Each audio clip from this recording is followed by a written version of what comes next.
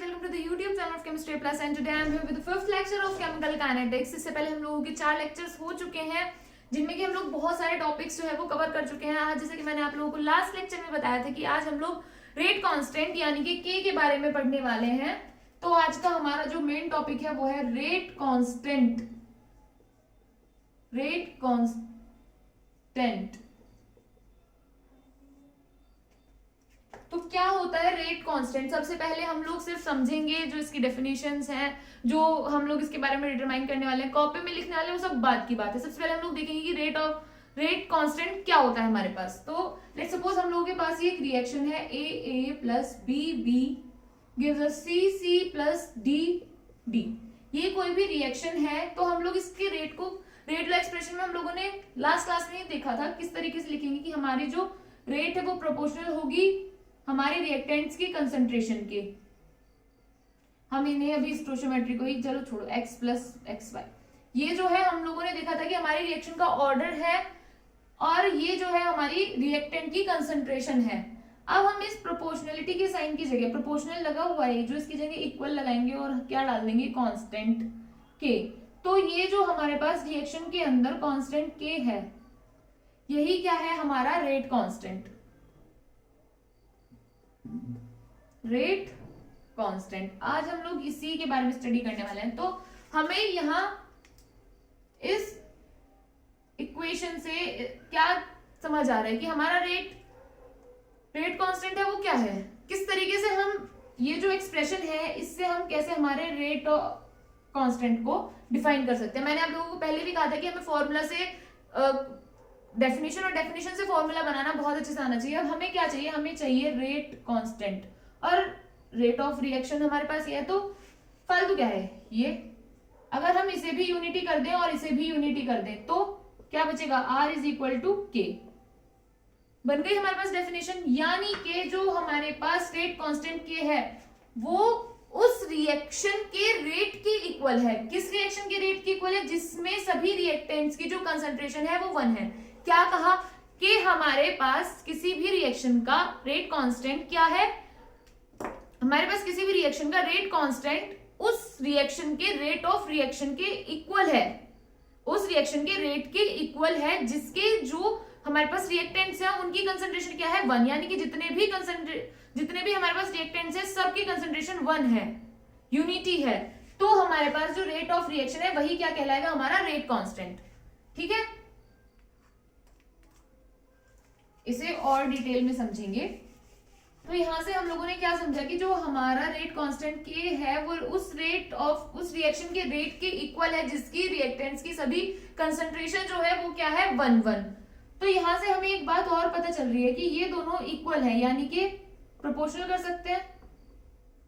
अगर हमारे पास rate constant की वैल्यू इंक्रीज होती है तो हमारे पास रेट ऑफ रिएक्शन की वैल्यू भी इंक्रीज होगी। अगर हमारे पास रेट कांस्टेंट की वैल्यू डिक्रीज होती है तो ये भी रेट ऑफ रिएक्शन की वैल्यू भी डिक्रीज होगी। ये बात आप लोग नोट डाउन कर लेंगे। अब हम लोग क्या देखेंगे, हमारा जो रेट कांस्टेंट है, रेट कांस्टेंट की यूनिट। अब जो रेट कांस्टेंट की यूनिट है ना वो सभी के लिए सेम नहीं होती, यानी कि हर एक रिएक्शन के लिए हमारी जो रेट कांस्टेंट, कहने को रेट कांस्टेंट है, रेट कांस्टेंट की यूनिट जो है वो अलग अलग है। फर्स्ट ऑर्डर के लिए अलग, जीरो ऑर्डर के लिए अलग, थर्ड ऑर्डर के लिए अलग। ऑर्डर मैंने आप लोगों को उस दिन बताया था कि क्या होता है, हमारी जो रिएक्शन है, हमारा रेट लॉ एक्सप्रेशन है ये, तो जो हमारे रिएक्टेंट, ये हमारे रिएक्टेंट्स की कंसंट्रेशन है। हमेशा रेट लॉ एक्सप्रेशन हम रिएक्टेंट्स की कंसंट्रेशन के टर्म में लिखेंगे। तो ये जो है ना ऑर्डर क्या है, ये जो इनकी पावर दिख रही है ना आपको, x प्लस वाई, यानी कि हमारे फर्स्ट रिएक्टेंट की टर्म में फर्स्ट रिएक्टेंट की ऑर्डर ऑफ रिएक्शन क्या है और सेकंड रिएक्टेंट की ऑर्डर ऑफ रिएक्शन क्या है, उनका जो टोटल है वही हमारी रिएक्शन का ऑर्डर होगा।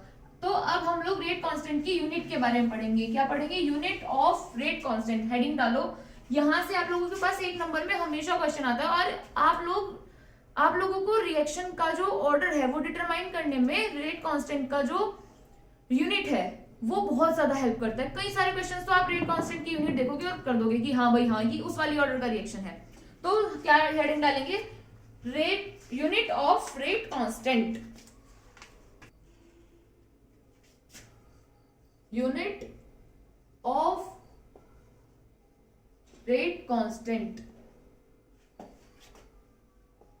यहां से न्यूमेरिकल्स भी आते हैं और डायरेक्ट यूनिट भी पूछी जाती है। आज हम लोग इसके क्वेश्चंस भी करेंगे। सबसे पहले हम लोग किसके लिए देखेंगे, जीरो ऑर्डर के लिए लिखेंगे क्या, जीरो ऑर्डर के लिए। अब देखो जीरो ऑर्डर रिएक्शन वो होती है कि ना जो हमारी रिएक्शन का जो रेट है वो किसी भी रिएक्टेंट की कंसंट्रेशन पे डिपेंड ना करे, तो वो क्या होगी, जीरो ऑर्डर रिएक्शन। यानी कि अगर हम लिखे रेट इक्वल टू के ए की पावर जीरो। अब देखो इसकी पावर जीरो, इस कंसंट्रेशन की पावर जीरो का क्या मतलब है, किसी की भी पावर जीरो होगी तो उसका मतलब वन। तो रेट क्या हो गया, इक्वल टू के, यानी कि जो हमारी रेट की यूनिट होगी, रेट ऑफ द रिएक्शन की यूनिट होगी, वही हमारे रेट कांस्टेंट की भी यूनिट होगी। तो रेट ऑफ रिएक्शन की यूनिट तो हमें पता है क्या होती है, mole litre inverse second inverse. तो हमारा रेट कांस्टेंट के की यूनिट क्या होगी, unit of K equal to mole litre inverse second inverse. ये किसके लिए हो गई, हमारी जीरो ऑर्डर रिएक्शन के लिए। अभी ना इनको क्या करो, यहां साइड में लिखते जाओ। सबसे पहले देखो जीरो ऑर्डर रिएक्शन के लिए ये क्या है, हमारा ऑर्डर, ये क्या है, यूनिट। तो क्या आई हमारी यूनिट, मोल पर लीटर सेकेंड। ठीक है, अब हम क्या देखेंगे, फर्स्ट ऑर्डर के लिए।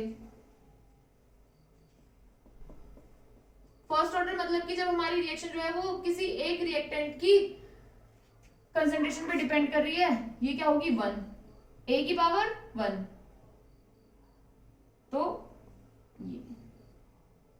तो यानी कि हम इस कंसंट्रेशन की भी यूनिट को लेंगे, कैसे लिखा जाएगा, K equal to R by A.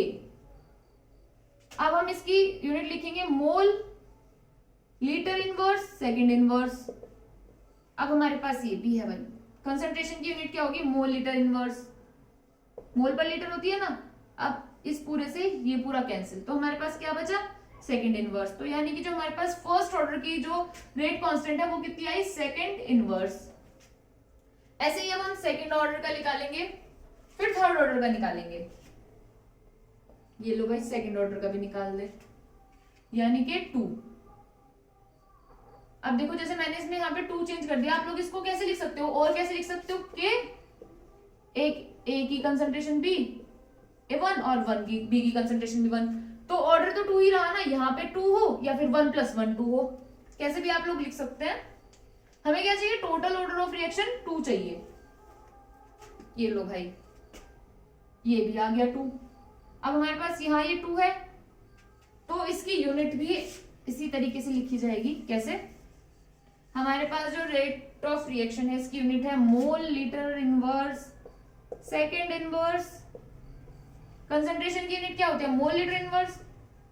Mole litre inverse का जब हमने स्क्वायर किया तो मोल लीटर इनवर्स इनटू मोल लीटर इनवर्स। एक से तो ये कैंसिल हो गया, बचा क्या हमारे पास, मोल, ये ऊपर चला जाएगा तो mole inverse litre second inverse. ये हमारे पास है सेकेंड ऑर्डर का रिएक्शन। क्या, सेकेंड ऑर्डर का जो रेट कांस्टेंट है उसकी यूनिट सेकेंड ऑर्डर वाले की कितनी आ गई भाई, मोल लीटर इनवर्स, नहीं mole inverse litre second inverse. अब हम देखेंगे थर्ड ऑर्डर की, ये भी चेंज होगा, ये भी चेंज होगा। थर्ड ऑर्डर की रेट कांस्टेंट की यूनिट 3 ये मोल litre inverse second inverse reactant जो रेट ऑफ रिएक्शन है उसकी तो कांस्टेंट है।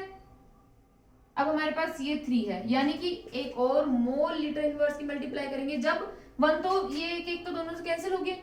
जब ये ऊपर जाएगा तो क्या हो गया, मोल मोल मोल स्क्वायर, यानी कि -2 लीटर स्क्वायर सेकेंड इनवर्स। तो क्या लिखेंगे, थर्ड की मोल की पावर -2 लीटर की पावर 2 और सेकेंड इनवर्स। ठीक है, इतना क्लियर है आप सबको। ये थर्ड ऑर्डर तक तो आप याद कर ही लेंगे, लेकिन आप लोगों के कोर्स में थर्ड ऑर्डर तक की ही रिएक्शन है, थर्ड ऑर्डर तक हमने याद कर लिया। लेकिन मान लीजिए हम कहीं कॉम्पिटिटिव एग्जाम में बैठे या हमारा जो एग्जामिनर उसका मूड चेंज है, हम तो कुछ भी ऑर्डर लिख के देंगे, हमें तो इसकी रेट कांस्टेंट की यूनिट चाहिए, तो आप लोग क्या करेंगे?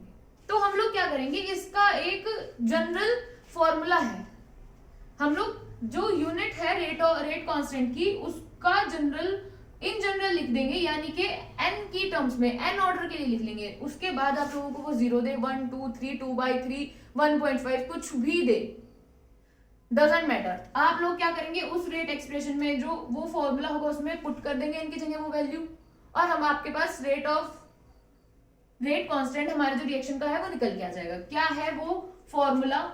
Unit of rate constant K is equal to in terms of n, क्या है? Mole litre inverse second inverse.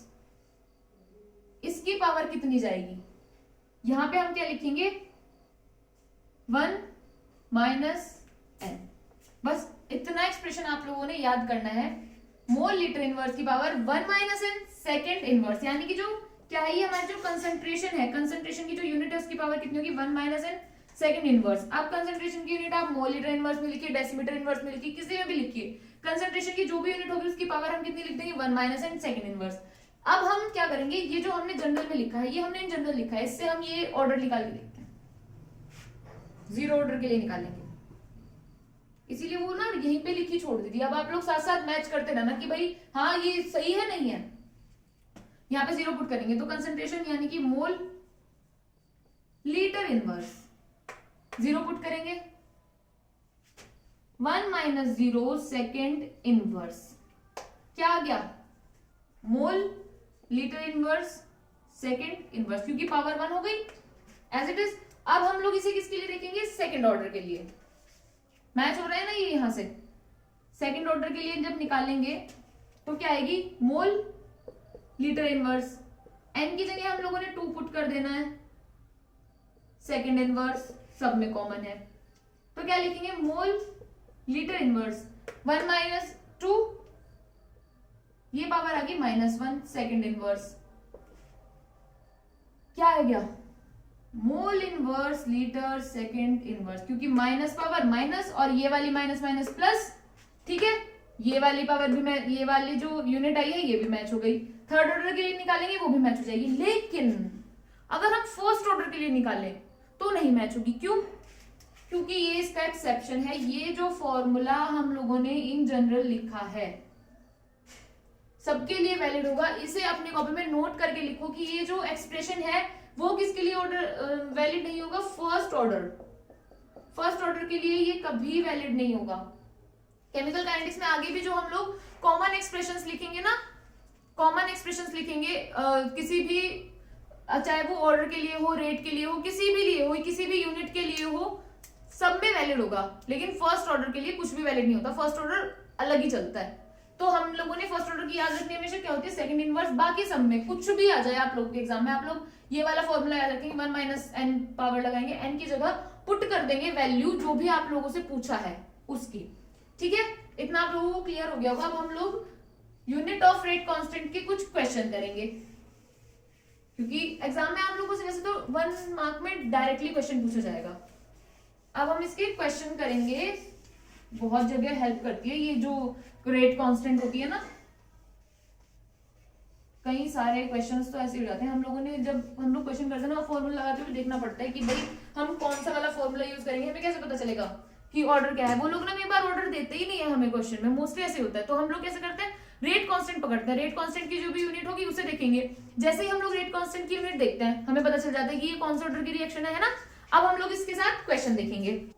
हाँ जी, तो क्या दिया हुआ है हमारे पास क्वेश्चन में? क्वेश्चन है कि if the rate loss are expressed in concentration unit mole decimetre की power -3 unit of third order reaction rate constant is. देखो भाई, अब आप लोगों ने अपनी कॉपी पेन निकालने हैं, क्वेश्चन ट्राई करना है, वीडियो पॉज करके करो, चाहे मेरे कराने के बाद एक बार दोबारा से खुद से करो, लेकिन क्वेश्चन आप लोगों ने ट्राई जरूर करना है, क्योंकि अगर आप लोग ट्राई नहीं करोगे ना, आप लोगों को पता नहीं तक सिर्फ देखते रहोगे तो क्वेश्चन कभी नहीं आपके माइंड में बैठने वाला। लेकिन अगर आप लोग कॉपी पेन लेके काम करोगे तो क्वेश्चन डेफिनेटली आप लोगों के माइंड में बैठेगा। देखो if the rate loss are expressed in concentration unit, क्या बोला गया है कि जो रेट लॉस है वो कंसंट्रेशन की कौन सी यूनिट में एक्सप्रेस्ड है, मोल डेसीमीटर इनवर्स मोल डेसीमीटर की पावर -3 में। तो क्या पूछा, unit of third order reaction rate constant, यानी कि सबसे पहले तो हम लोगों ने जब भी न्यूमेरिकल करेंगे क्या कर लेना, हमारे काम की जितनी चीज है ना उसको अलग निकाल लो। हमारे पास कंसंट्रेशन की यूनिट क्या दी हुई है, मोल डेसीमीटर की पावर -3। पूछा क्या है, थर्ड ऑर्डर रेट कांस्टेंट। बस अब सवाल बार बार पढ़ने की जरूरत नहीं है, सवाल खत्म। ये है हमारे पास ऑप्शंस। तो आप लोगों को अभी अभी एक फॉर्मूला लिखवाया है, क्या है वो फॉर्मूला, कि जो हमारे रेट कांस्टेंट के की यूनिट है वो क्या होगी, कंसंट्रेशन की जो यूनिट है उसकी पावर 1 - n सेकेंड इनवर्स। साथ साथ ये भी बताया था कि वो फर्स्ट ऑर्डर के अलावा सब जगह लगेगी, कहां नहीं लगेगी, फर्स्ट ऑर्डर में। तो ये हमारे पास थर्ड ऑर्डर, हम आराम से ही लगा सकते हैं। तो कंसंट्रेशन की जो हमारे पास यूनिट है वो क्या है, मोल डेसीमीटर की पावर -3। यहां पे इनकी वैल्यू रखेंगे 1 - 3 सेकेंड इनवर्स, मोल डेसीमीटर की पावर -3, 1 - 3 - 2 सेकेंड इनवर्स। तो हमारे पास क्या आएगा, मोल की पावर -2 डेसीमीटर की पावर 6 सेकेंड इनवर्स। आप लोग समझ रहे हो ना, 1 की मल्टीप्लाई करी तो -2 रही, -3 और -2 की मल्टीप्लाई कर दी तो हमारे पास क्या बन गया, +6, इसलिए पावर आ गई +6। अब देखो कि हमारे कौन से ऑप्शन से मैच हो रहा है, फर्स्ट डेसीमीटर क्यूब मोल, अरे भाई सेकंड इनवर्स तो सब में कॉमन है, सेकंड देखते ही ये क्वेश्चन, ये जो ऑप्शन है हमारे पास ये कैंसिल हो जाता है, और नहीं सेकंड है, नहीं सेकंड इनवर्स है। और देखो भाई मोल की पावर -1 -2 1 1 -1, हमारे पास क्या है -2, मैच करो, डेसीमीटर की पावर 6, मोल की पावर -2 और सेकंड इनवर्स। ये हो गया हमारा करेक्ट ऑप्शन। समझ आ गया होगा, नहीं समझ आया तो वापस वीडियो को पीछे करो, देखो फिर से एक बार ट्राई करो। अच्छा आप लोगों को एक बात बता, जैसे कोई भी डेफिनेशन है या फिर कोई भी क्वेश्चन का आंसर है, आप लोगों के पास उस टाइम, जिस टाइम आप लोग वीडियो देख रहे हो ना, उस टाइम कॉपी पेन कुछ भी नहीं है, तो आप लोग क्या करोगे, कमेंट बॉक्स में टाइप कर दो।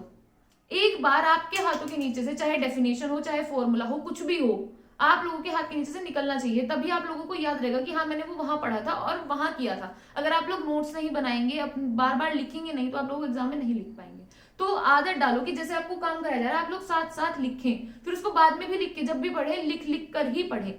और स्पेशली न्यूमेरिकल्स तो हमेशा करके देखो, कभी ये नहीं कि बस देख लिया हमें तो आगे हम तो एग्जाम में कर देंगे। माइनर मिस्टेक्स होती है, हमेशा ही माइनर मिस्टेक्स होती हैं। क्या करेंगे आप लोग, जैसे ये 1 - n की जगह क्या पुट कर देंगे, n-1, वही क्वेश्चन गलत हो जाना है। तो आप लोगों ने क्या करना है, बार बार लिख के देखना। अब इसके बाद नेक्स्ट क्वेश्चन देखेंगे, ये है हमारे पास नेक्स्ट क्वेश्चन, जिसमें कहा क्या गया है, फॉर द रिएक्शन, ये हमारे पास रिएक्शन गिवन है 2a + b gives us to c + d 2d, first order in a and b, यानी कि फर्स्ट जो रिएक्शन है वो a और b के रेस्पेक्ट में फर्स्ट ऑर्डर है। The rate law is given by, क्या बोला था, जो जो हमारे काम की चीज है सबसे पहले हम लोग उन्हें अलग लिख लेंगे। काम की चीज क्या है, ये रिएक्शन।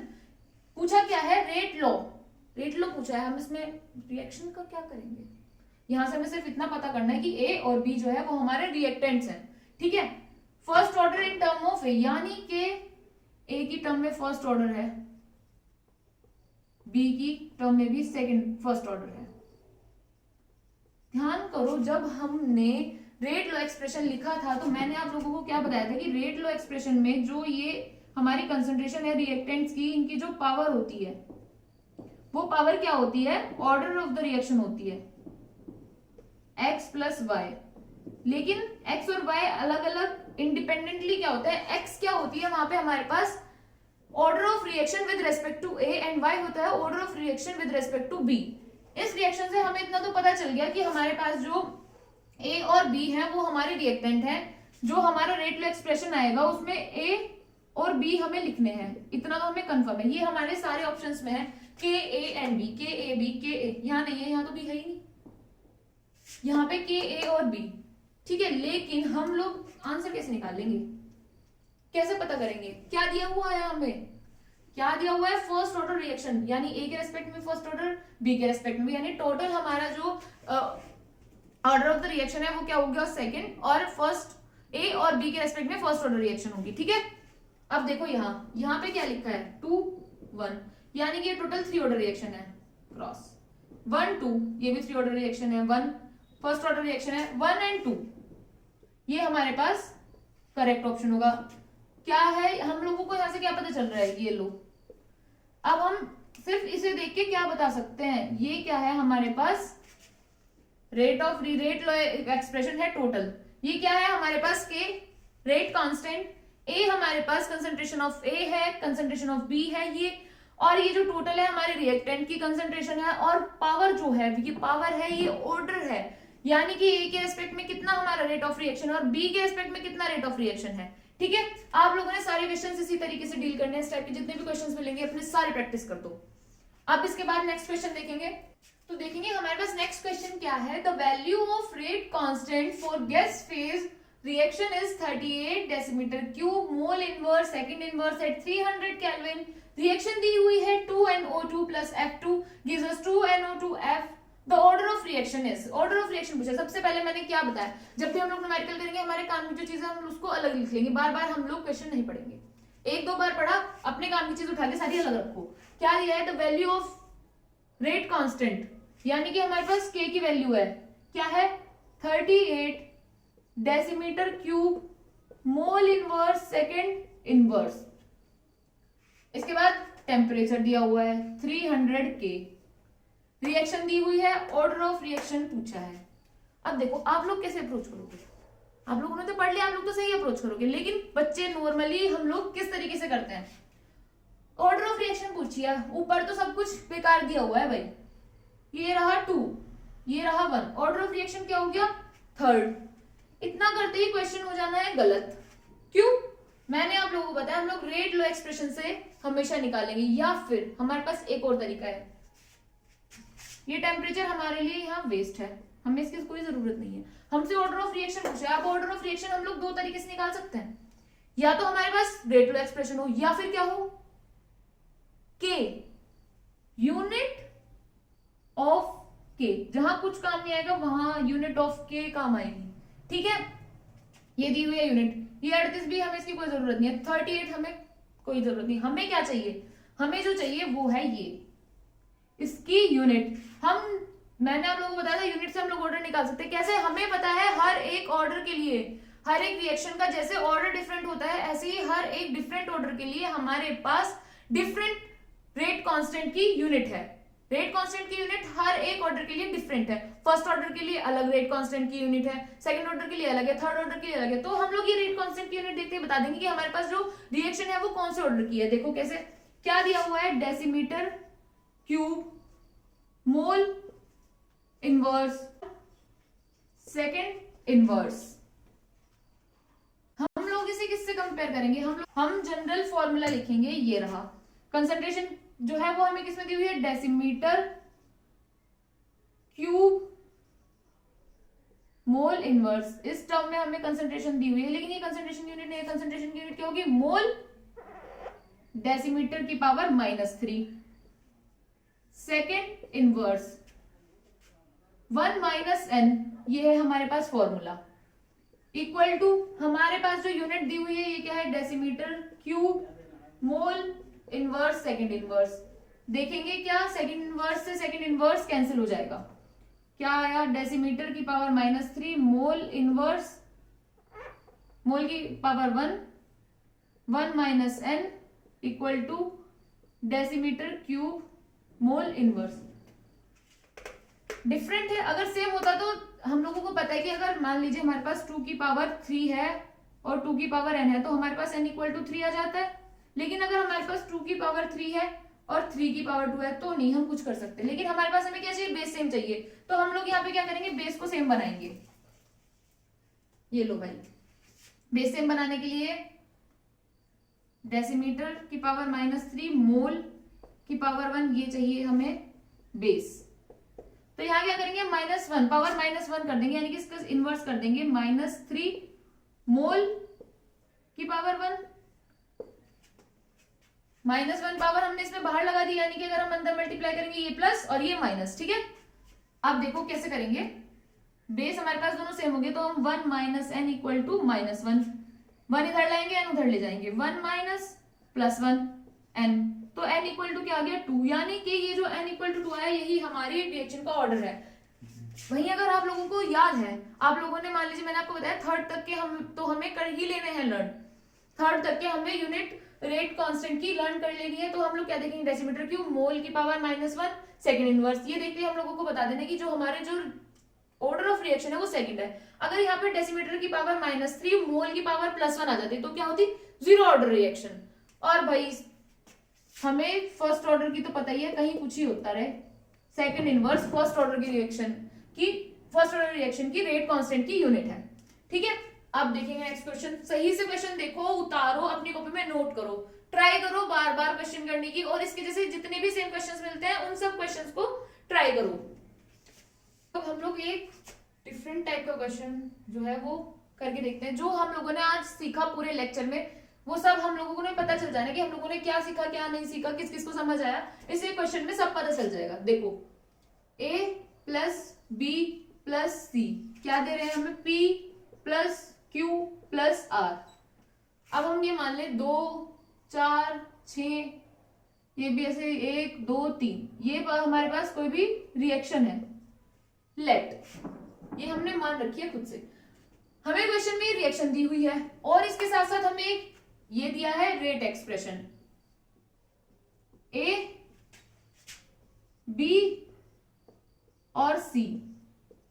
हम लोगों से क्वेश्चन में क्या पूछा है, एक तो हमें क्या बताना है order of the reaction, order of the reaction हम लोगों ने फाइंड आउट करना है। इसके बाद order of reaction with respect to A, order of reaction with respect to B and order of reaction with respect to C, ये 3-4 चीजें हम लोगों को फाइंड आउट करनी है।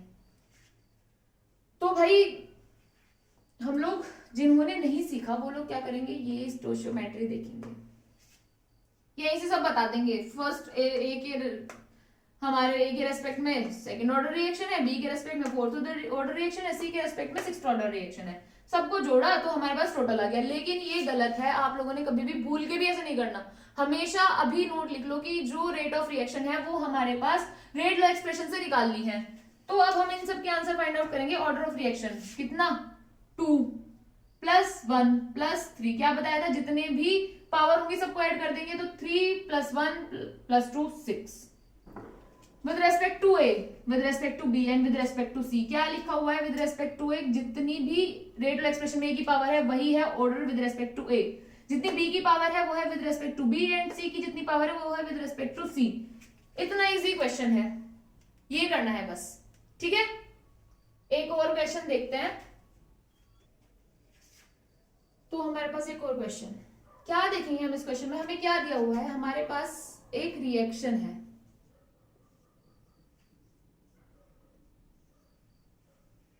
ए प्लस बी बी सी सी और डी डी। अब यहां से हमारे पास 2 क्वेश्चंस हैं।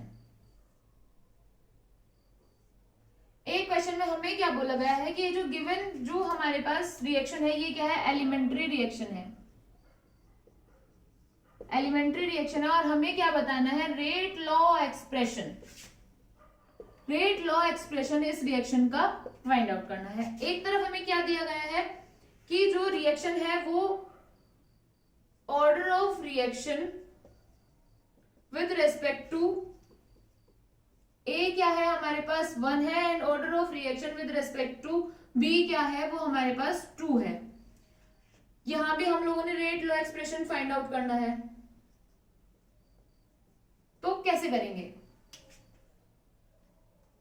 वीडियो को पॉज कीजिए, खुद से ट्राई कीजिए, उसके बाद अपना आंसर मैच कीजिए, जिन्हें नहीं समझ आया वो समझ लो। एलिमेंट्री रिएक्शन क्या बोला था पहले, एलिमेंट्री रिएक्शन जो है वो सिंगल स्टेप रिएक्शन होती है, और जो कॉम्प्लेक्स रिएक्शन है वो कई सारे स्टेप्स में होने वाली रिएक्शन है। तो जैसे कि मैं बताया था शुरू में कि एलिमेंट्री रिएक्शन होगी जो कोफिशिएंट होंगे उन्हें हम रेट लॉ एक्सप्रेशन में पावर की टर्म में लिख देंगे, वही ऑर्डर होता है। तो क्या लिखेंगे, रेट लॉ एक्सप्रेशन के आर इक्वल टू के, ए की कंसेंट्रेशन ए की पावर ए, बी की पावर बी, ये आ गया हमारे पास रेट लॉ एक्सप्रेशन। वहीं जब हमें ऑर्डर दिया हुआ है तो हम लोग क्या करेंगे, रेट लॉ एक्सप्रेशन लिखेंगे directly proportional to A B. A के रेस्पेक्ट में कितनी है 1, बी के रेस्पेक्ट में ऑर्डर है 2, रेट इक्वल टू यहाँ पर क्या डालेंगे, ये रेट कांस्टेंट ए की पावर 1 बी की power 1, total rate of reaction कितना हो गया 3, ऑर्डर हो गया, रेट नहीं ऑर्डर, ऑर्डर ऑफ रिएक्शन हो गया 3, तो ये हो गया रेट ऑफ रिएक्शन। जब हमारे पास ऑर्डर दिया हुआ है और एलिमेंट्री रिएक्शन नहीं है तो इस तरीके से लिखेंगे, और अगर बोल दिया कि एलिमेंट्री रिएक्शन है तो डायरेक्ट स्टोइचियोमेट्री को ही लेके लिख देना है। ये क्वेश्चन आज के लेक्चर में जितना भी हमने पढ़ा है, जितना भी सीखा है, उस पूरे के पूरे का मतलब निचोड़ है। इस क्वेश्चन से आपको सब कुछ समझ आ जाना कि हमें कब स्टोइचियोमेट्री को ही हमारा जो ऑर्डर है वो मान लेना है और कब नहीं मानना, ये हमेशा ध्यान रखना। कभी भी रिएक्शन देके ऑर्डर ऑफ रिएक्शन आप नहीं बता सकते, आपको रेट लॉ एक्सप्रेशन की जरूरत पड़ती है, ठीक है। वैसे तो एक्सपेरिमेंटली होता है, लेकिन रेट लॉ एक्सप्रेशन भी हमें एक्सपेरिमेंट्स के बेस्ड ही बताते हैं कि हमारे पास रेट लॉ एक्सप्रेशन क्या है एक्सपेरिमेंट निकालने के बाद। तो आज के लेक्चर में सिर्फ इतना ही। अगली जो लेक्चर्स होंगे उनमें हम लोग हमारा जो ऑर्डर ऑफ रिएक्शन है उनको डिटेल में देखेंगे, ठीक है। सो आज तक के लेक्चर में हम लोगों ने जितना भी पढ़ा है लेके फर्स्ट लेक्चर से, अपना जिन लोगों को समझ आ गया है ठीक है, जिन लोगों को नहीं समझ आया, जिन लोगों के टॉपिक छूटते हैं वो लोग जाएं अपना टॉपिक देखें, रिवाइज करें, कुछ नहीं समझ आता तो कमेंट बॉक्स में टाइप कर दें। तो मिलते हैं नेक्स्ट लेक्चर में, तब तक के लिए टेक केयर, बाय बाय।